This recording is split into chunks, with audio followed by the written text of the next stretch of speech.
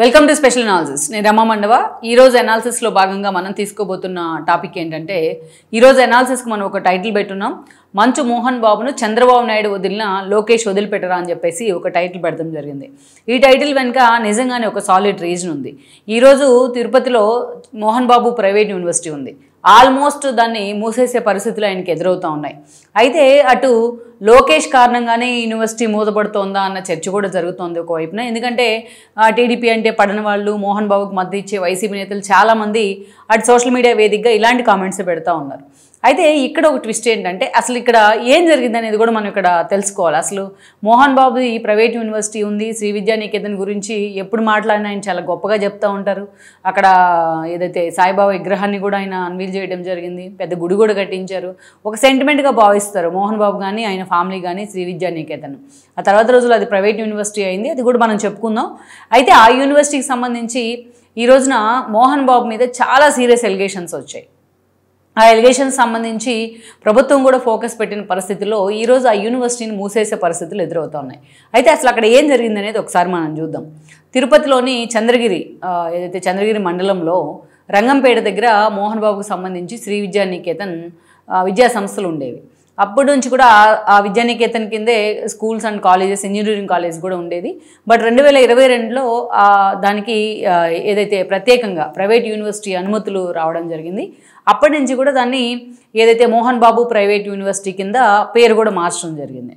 అయితే ఇక్కడ ఏంటంటే ప్రభుత్వం కూడా ఈ ఫీజులకు సంబంధించి, ఇంజనీరింగ్ కాలేజీలో ఫీజులకు సంబంధించి విధి విధానాలను కూడా అప్పుడు నిర్ణయించింది ఉన్నత విద్యా కమిషన్కి సంబంధించి. ఇక్కడ మనం చూసినట్లయితే శ్రీ విద్యానికేతన్ కింద ఆల్రెడీ ఉన్న ఇంజనీరింగ్ కాలేజీల్లోని 70% కోటా, అదేవిధంగా ఏదైతే కొత్తగా ప్రైవేట్ యూనివర్సిటీ అయిన తర్వాత గ్రీన్ఫీల్డ్ ఏదైతే దాని కింద అమలయ్యే కోర్సులు ఏవైతే ఉంటాయో ఆ కోర్సులో జాయిన్ అయ్యే వాళ్ళ స్టూడెంట్స్ ఎవరైతే ఉన్నారో ఆ స్టూడెంట్స్కి ఒక 35% కోటా కింద, ఒక కన్వీనర్ కోటా కింద ప్రభుత్వమే అటు 70%, ఇటు 35% ప్రభుత్వమే ఆ సీట్లను భర్తీ చేసే ఫ్లెక్సిబిలిటీ ఉందన్నమాట ఆ యూనివర్సిటీలో. ప్రభుత్వం అట్లా నిర్ణయించింది. అయితే ఇక్కడ అప్పటి నుంచి కూడా అయితే ఎస్పెషల్లీ 22-23 సంవత్సరానికి ఇక్కడ మేజర్ కంప్లైంట్ తెర మీదకి వచ్చింది. అయితే ప్రభుత్వం నిర్ణయించిన దానికన్నా, ఉన్నత విద్యా కమిషన్ నిర్ణయించిన దానికన్నా మోహన్ బాబు అండ్ ఆయన టీం, కాలేజీలో ఉన్న టీము మొత్తం ఎక్కువగా విద్యార్థుల దగ్గర ఫీజులు వసూలు చేసిందనే ఆరోపణలు వెల్లువెత్తాయి. చాలామంది ఆల్మోస్ట్ ఏదైతే ఆ 22-23 అకాడమిక్ ఇయర్కి సంబంధించి చాలా పేరెంట్స్ కూడా దీని మీద సీరియస్ కావడం జరిగింది. ఇంకా విద్యార్థులు, అసలు హాస్టల్లో ఉండని విద్యార్థులు కూడా హాస్టల్ ఫీజులు వేయడం కానీ, వాళ్ళు మెస్ బిల్లులు చెల్లించాలంటూ కూడా నోటీసులు పంపడం కానీ, వాళ్ళ సర్టిఫికేట్స్ విషయంలో హోల్డ్లో పెట్టే ప్రయత్నం చేయడం కానీ, ఇవన్నీ చాలా పెద్ద న్యూసెన్స్ అయింది. ఈ క్రమంలోనే పేరెంట్స్ అందరూ కలిసి ఒక అసోసియేషన్గా ఫామ్ అయ్యి ప్రభుత్వానికి కంప్లైంట్ చేశారు, అదేవిధంగా ఉన్నత విద్యా కమిషన్కి కంప్లైంట్ చేశారు, అదేవిధంగా ప్రజెంట్ విద్యాశాఖ మంత్రిగా ఉన్న లోకేష్కి కంప్లైంట్ చేశారు. ఈ క్రమంలోనే లోకేష్ కూడా అటు ఉన్నత విద్యాశాఖని కమిషన్ని ఆదేశించడం జరిగింది. అసలు దాంట్లో ఏమున్నాయి, పూర్వాపరాలు ఏముంది, అసలు వాస్తవం ఎంత పేరెంట్స్ చెప్పిన దాంట్లో అని చెప్పేసి ఈ క్రమంలోనే కమిషన్ కూడా ఒక 3 మెన్ కమిటీని నియమించింది. ఆ 3 మెన్ కమిటీ మొత్తం అటు పేరెంట్స్తోని, ఇటు స్టూడెంట్స్తోని, అటు కాలేజీ స్టాఫ్తోని అందరితోని వాళ్ళు సుదీర్ఘంగా చర్చలు జరిపారు. అసలు దాంట్లో వాస్తవాలు ఏంటనేది కూడా బయటికి తీసే ప్రయత్నం చేశారు. ఈ క్రమంలోనే నిజంగానే ప్రభుత్వం నిర్ణయించిన దానికంటే అత్యధికంగా ఫీజులు ఇంకా ఎక్కువగా విద్యార్థుల దగ్గర వసూలు చేసిన వాస్తవాలు కూడా బయటపడ్డాయి.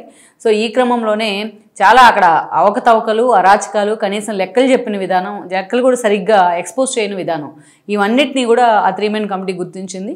దానిలో భాగంగానే ఆ 3 మెన్ కమిటీ ఏం చేసిందంటే అటు ఉన్నత విద్యా కమిషన్కి సిఫార్సు చేసింది, ఈ యూనివర్సిటీని రద్దు చేయాలని కూడా వాళ్ళు సిఫార్సు చేయడం జరిగింది, ప్రభుత్వానికి సిఫార్సు చేసింది, విద్యాశాఖ మంత్రికి కూడా వాళ్ళు సిఫార్సు చేయడం జరిగింది. అంతేకాదు ఇక్కడ అప్పుడు కమిషన్ ఒక నిర్ణయం తీసుకుంది సీరియస్గా. మొత్తం ఏదైతే విద్యార్థుల దగ్గర నుంచి మోహన్ బాబు యూనివర్సిటీ వసూలు చేసిన ఫీజు అంతా కూడా దగ్గరగా ఒక 26 కోట్లుగా కమిషన్ నిర్ధారణకు వచ్చింది విత్ ఫుల్ ఎవిడెన్స్తోని. సో ఆ 26 కోట్లని వెంటనే ఆ సదరు స్టూడెంట్స్కి చెల్లించాలని చెప్పేసి కమిషన్ నోటీస్ సర్వ్ చేసింది. అంతేకాదు అదనంగా ఒక 15 లక్షలు ఎక్స్ట్రా వాళ్ళకి ఏదైతే అదనపు రుసుము కింద కూడా చెల్లించాలి అని చెప్పేసి, పెనాల్టీ కింద చెల్లించాలని చెప్పేసి ఒక సర్క్యులర్ జారీ చేసింది. లేకపోతే చాలా సీరియస్ అఫెన్స్ కింద చర్యలు తీసుకుంటాం మేమని చెప్పేసి కూడా కమిషన్ తన వెబ్సైట్లో కూడా పెట్టింది వాళ్ళకి ఇచ్చిన నోటీస్ని. సో ఎప్పుడైతే నోటీస్ సర్వ్ చేశారో ఆ వెంటనే మోహన్ బాబు యూనివర్సిటీకి సంబంధించి మోహన్ బాబు అంటే హైకోర్టుకి అయితే వెళ్ళారు. హైకోర్టు తాత్కాలికంగా టెంపరీగా దాని మీద స్టే ఇచ్చింది. ఈ నెల 14న మరొకసారి దాని మీద పునర్విచారణ జరగబోతా ఉంది. సో ఇక్కడ హైకోర్టు నుంచి మళ్ళీ స్టే వచ్చే అవకాశం అయితే స్పష్టంగా లేదనుకోవాలి.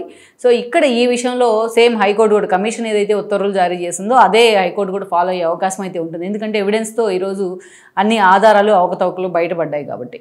సో మొత్తం మీద అందుకే చాలా సీరియస్గా ప్రభుత్వం కూడా ఫోకస్ పెట్టింది.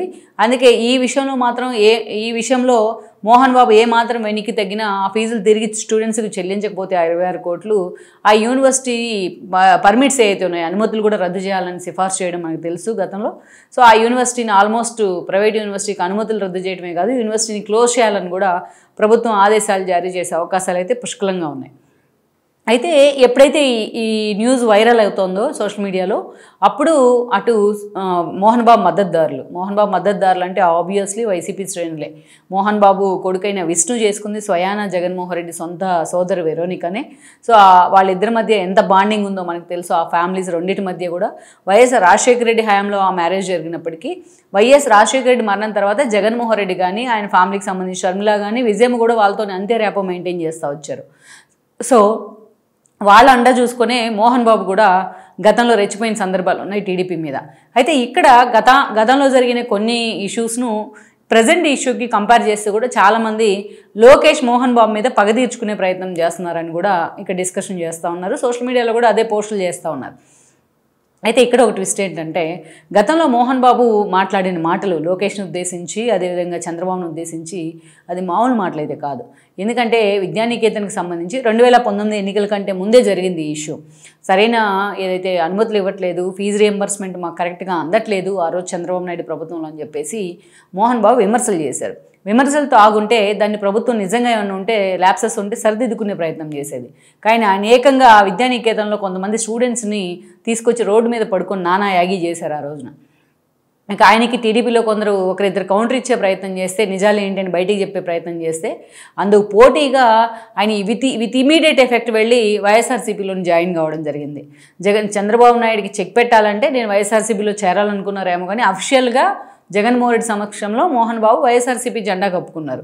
అంతేకాదు తనకు అవకాశం దొరికినప్పుడల్లా చంద్రబాబు నాయుడు వ్యక్తిత్వ హననానికి పాల్పడ్డారు. ఆయన అనేక రకాలుగా చంద్రబాబు నాయుడిని ఎవడువాడు అన్నట్టుగా కూడా ఆయన టార్గెట్ చేయడం జరిగింది, ఒక ముఖ్యమంత్రి స్థాయి వ్యక్తిని. అంతేకాదు గతంలో అన్ని బయటికి తీసుకొచ్చి ఎన్నో రకాలుగా చంద్రబాబు నాయుడిని టార్గెట్ చేశారు. ఇక ఎన్నికల ప్రచారంలో ఆయనకి ఏదో టికెట్ అనుకున్నారు, వాళ్ళ ఫ్యామిలీ టికెట్ అనుకున్నారు. బట్ జగన్మోహన్ రెడ్డి ఫ్యామిలీని పక్కన పెట్టారు కానీ ప్రచారానికి మాత్రం వాళ్ళని వాడుకున్నారు. అనేక రకాలుగా మోహన్ బాబు హ్యూమిలేట్ చేసే ప్రయత్నం చేశారు. ఇక లోకేష్కి వ్యతిరేకంగా కూడా ఆయన ప్రచారం చేయడం జరిగింది. మంగళగిరిలో లోకేష్ ఓడిపోవాలంటూ కూడా ఆయన ప్రచారం చేశారు, క్యాంపెయిన్ చేశారు. తనకు అవకాశం ఉన్న చోటల్లా వైఎస్ఆర్సీపీ కోసం ఆయన పనిచేశారు ఆ రోజున. సో మొత్తానికైతే చంద్రబాబుతో నువ్వా నేనా అన్న విధంగా ఆయన తలపడడం కూడా జరిగింది. దాన్ని అక్కడి నుంచి మనం చూస్తే జగన్మోహన్ రెడ్డి అధికారంలోకి వచ్చిన తర్వాత ఇక మోహన్ బాబుకి ఏదైతే ఆయన పట్టపగ్గాలు లేకుండా పోయాయి. స్టార్టింగ్లో ఆయనకు ఒక రాజ్యసభ అనే ప్రచారం జరిగింది, అన్ని రకాల ప్రచారాలు జరిగినా జగన్మోహన్ రెడ్డి మాత్రం మోహన్ బాబుని పక్కనే పెట్టేశారు. కేవలం మంచు విష్ణుతోనే కొంత ర్యాపం మెయింటైన్ చేశారు. ఆయన్ని ఏదైతే మా అసోసియేషన్ ప్రెసిడెంట్గా గెలిపించుకున్నారు దగ్గరుండి జగన్మోహన్ రెడ్డి, కానీ మోహన్ బాబుని అయితే మాత్రం ఆయన పక్కన పెడతాం జరిగింది. ఇక విద్యానికేతన్కి గతంలో ఆ ప్రభుత్వం చంద్రబాబు నాయుడు ప్రభుత్వం చెల్లించిన ఫీజులు ఏమన్నా జగన్మోహన్ రెడ్డి చెల్లించారా, లేకపోతే అదనంగా ఏమన్నా మోహన్ బాబు ఖాతాలో డబ్బులు వేశారా అంటే అదేమీ లేదు, అదేమీ జరగలేదు. ఆ అసంతృప్తి ఉంది మోహన్ బాబుకి. అందుకే ఆయన వెళ్ళి జగన్మోహన్ రెడ్డి మీద అసంతృప్తిని మోడీ ద్వారా తీర్చుకునే ప్రయత్నం చేశారు. మోడీ సమక్షంలో ఆయన బీజేపీ జెండా కూడా కప్పుకునే ప్రయత్నం కూడా చేయడం జరిగింది. సో అయితే జగన్మోహన్ రెడ్డికి వ్యతిరేకంగా మాత్రం ఎక్కడైనా మాట్లాడడానికి సాహసించేవాళ్ళు కాదు. కాకుంటే మా ఎలక్షన్ జరిగిన సమయంలో ఆ రోజున ఏదైతే పవన్ కళ్యాణ్ అండ్ చిరంజీవి అండ్ ఆ ఫ్యామిలీ కేసీఆర్తో సహా అందరూ ప్రకాష్ రాజ్ని నిలబెట్టే ప్రయత్నం చేస్తే జగన్ వ్యూహాత్మకంగా లాస్ట్ మినిట్లో మంచు విష్ణుని ప్రమోట్ చేసే ప్రయత్నం చేశారు. ఈ క్రమంలో మంచు విష్ణు లాంటి వాళ్ళు బాలకృష్ణ మద్దతు కోరడం జరిగింది. బాలకృష్ణ కూడా ఆ రోజు ఇండెఫినెట్గా ఎలాంటి డౌట్స్ లేకుండా మంచు విష్ణుకి మద్దతు ప్రకటించారు.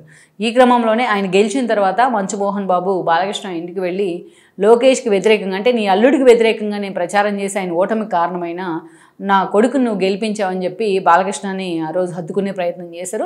అయితే ముక్కుసూటిగా మాట్లాడతారనే తత్వం కావచ్చు, హోల్ హార్టెడ్గా ఉంటారనే తత్వం కావచ్చు, ఇవన్నీ మోహన్ బాబు కొన్ని ప్లస్ పాయింట్సే. సో మొత్తానికైతే అది జరిగింది. ఇక ఆ తర్వాత ఏదైతే సాయిబాబా టెంపుల్ కట్టారు ఆయన విద్యానికేతన్ ప్రాంగణంలో చంద్రబాబు నాయుడికి కార్డు ఇవ్వడానికి కూడా ఆయన చంద్రబాబు నాయుడుతో భేటీ కూడా కావడం జరిగింది. అప్పుడు టీడీపీ కేటర్ కొంత విమర్శలు కూడా చేసింది చంద్రబాబు నాయుడిని, మోహన్ బాబుతో ఎందుకు భేటీ అవుతున్నారు అనేసి. సో అట్లయితే మ్యాక్సిమం ఒక 4 ఏళ్ళు అయితే మోహన్ బాబు చంద్రబాబు నాయుడిని కానీ ఆ ఫ్యామిలీని కానీ టార్గెట్ చేసిన సందర్భం అయితే లేదు. సో మ్యాక్సిమం గతంలో జరిగిన ఈరోజు టీడీపీ కూటమితో కలిసి అధికారంలో ఉంది. గతంలో జరిగిన పరిణామాలన్నింటినీ మర్చిపోయారు కూడా. ఒకవైపు మంచు మనోజ్ లాంటి వాళ్ళు మౌనికాన్ని చేసుకున్నారు, అఖిలప్రియ వాళ్ళ సోదరిని. ఎన్నోసార్లు చంద్రబాబు నాయుడుతో లోకేష్తో ఆయన సన్నిహితంగా కూడా ఉంటూ వచ్చారు, అవసరమైనప్పుడు భేటీ అవుతూ కూడా వచ్చారు. ఈ క్రమంలోనే గతాన్ని అందరూ కూడా మర్చిపోయారు అనుకున్నారు. సో చంద్రబాబు నాయుడు కూడా పిలిచి మోహన్ బాబుని హత్తుకునే ప్రయత్నం చేశారు చాలాసార్లు. కానీ ఇక్కడ ట్విస్ట్ ఏంటంటే ఈరోజు ఈ ఎపిసోడ్లో లోకేష్ పేరు రావడానికి కారణం ఏంటంటే తనకు వ్యతిరేకంగా మోహన్ బాబు ఆ రోజు ప్రచారం చేశారు. అంతేకాదు అసలు ప్రభుత్వం వైపు నుంచి ఫీజు రీఎంబర్స్మెంట్ బకాయిలు లేకపోయినప్పటికీ ఎంత చెల్లించినా ఆ విషయంలో ప్రభుత్వం మీద దారుణమైన ఎలిగేషన్ చేశారు. బట్ ఈరోజు అదే స్థానంలో లోకేష్ ఉన్నారు, అది కూడా విద్యాశాఖ మంత్రిగా ఉన్నారు. ఆయన దృష్టికే ఈ కంప్లైంట్ రావడం జరిగింది. సో స్వచ్ఛందంగా దాని మీద ఎంక్వైరీ చేయించారు. అంతే స్వచ్ఛందంగా కమిషన్ కూడా అవకతవకలు ఉన్నాయని రిపోర్ట్ ఇచ్చింది. అందుకే ఈరోజు బాల్ వచ్చి లోకేష్ కోర్టులో ఉంది. సో అందుకే ఈరోజు లోకేష్ వైపే అన్ని వేళ్ళు కూడా చూపిస్తున్న పరిస్థితి. అందుకే ఏదైతే అధికారికంగా తప్పులు ఉన్నాయని తేలితే లోకేష్ చర్యలు తీసుకోవడానికి సిద్ధంగా ఉన్నారని మనం అనుకోవాలి, ఆల్రెడీ తీసుకున్నట్టే చర్యలు. సో అందుకనే ఇక్కడ చంద్రబాబు నాయుడు కొంత స్టబోరన్గా ఉండలేరు కొన్ని విషయాలు. మోహన్ బాబుతో గతంలో ఉన్న ఫ్రెండ్షిప్ కావచ్చు, గతంలో ఉన్న సత్సంబంధాలు కావచ్చు, వాళ్ళిద్దరూ ఒకేసారి ఇండస్ట్రీలో కంటే మోహన్ బాబు ఇండస్ట్రీలోకి వచ్చినప్పుడే చంద్రబాబు నాయుడు పొలిటికల్ కెరీర్ కూడా స్టార్ట్ అయింది. సో ఆ సాన్నిహిత్యంతో చంద్రబాబు నాయుడు అంత స్టబోర్న్గా ఉండలేరేమో కానీ, బట్ లోకేష్ సంథింగ్ డిఫరెంట్. అందుకే లోకేష్ ఈరోజు తనకు అవకాశం వచ్చింది కాబట్టి మోహన్ బాబుని టార్గెట్ చేసే ప్రయత్నం చేస్తున్నారనేది కూడా ఇంకో చర్చ అనుకోవాలి. లెట్స్ సీ మరి ఈ విషయంలో మోహన్ బాబుకి లోకేష్ వైపు నుంచి ఊరట ఉంటుందా లేదా అనేది కూడా ఇంకొద్ది రోజుల్లోనే క్లారిటీ రాబోతుంది. ఈ వీడియో మీకు నచ్చినట్లయితే please share, like and subscribe R24 Telugu.